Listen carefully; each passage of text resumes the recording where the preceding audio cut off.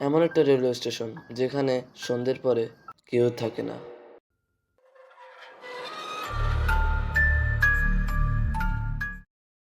আমি আজকে বলতে চলেছি বেগুনকদর রেলওয়ে স্টেশন সম্পর্কে।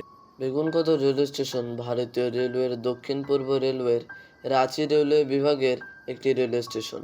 স্টেশনটি ভারতের পশ্চিমবঙ্গের পুরুলিয়া জেলার ঝালদা ও বেগুনকদর শহরের মধ্যে যোগাযোগ পরিচালনার জন্য তৈরি করা হয়। আর এই স্টেশনটি 1960 সালের ভারতীয় রেলওয়ে ও স্থানীয় সাঁওতাল রানী শ্রীমতী লাচন কুমারীর যৌথ প্রচেষ্টায় তৈরি করা হয়। প্রথম ঘটনা শুরু হয় 1967 সালে। তখনকার একজন রেলওয়ে কর্মী অভিযোগ করেন যে তিনি স্টেশনে একজন মহিলার আত্মাকে দেখেছেন, এবং পরে যখন তিনি এই ঘটনা অন্যদেরকে বলেন তখন কেউ তার এ কথা বিশ্বাস করেনি।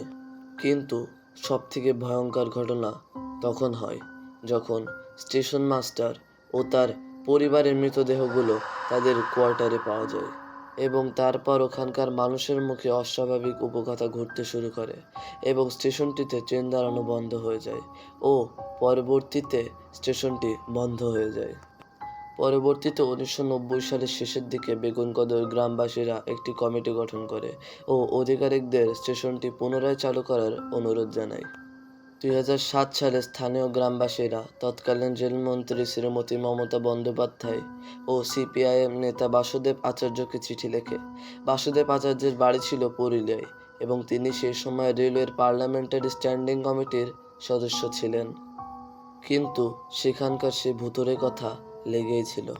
বাসুদেব আচার্য বলেন যে রেলকর্মীরা এই গল্পটি বানিয়েছে যাতে তাদের এখানে বদলি না করা হয়।